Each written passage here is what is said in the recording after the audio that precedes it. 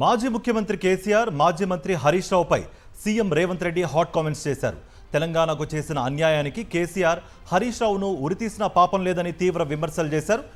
వీరిద్దరూ మాజీ సీఎం కిరణ్ కుమార్ రెడ్డి కంటే దుర్మార్గులని మండిపడ్డారు. కేసీఆర్ హరీష్ రావు చేసిన తప్పులకు మిడిల్ ఈస్ట్ దేశాల్లో రాళ్లతో కొట్టేవారని సంచలన వ్యాఖ్యలు చేశారు సీఎం రేవంత్.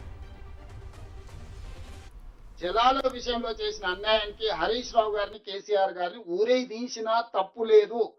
ఇదే మిడిల్ ఈస్ట్ కంట్రీస్ అయితే చౌరస్తాలనే ప్రజల చేత రాళ్లతో కొట్టించి చంపించుండే వాళ్ళు.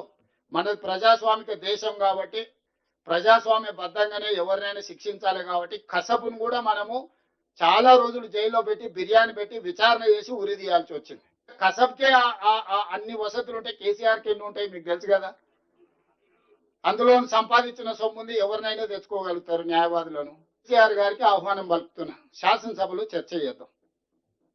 మేము ఓపెన్ మైండ్తో ఉన్నాం. మేము ఏమన్నా మా నిర్ణయాలలో లోపం ఉన్నా, మా నిర్ణయాలను సవరించుకోవడానికి ఏదన్నా ఉన్నా మీరు వచ్చి మాకు సూచన చేయండి, మీ అనుభవాన్ని మాకు ఇవ్వండి.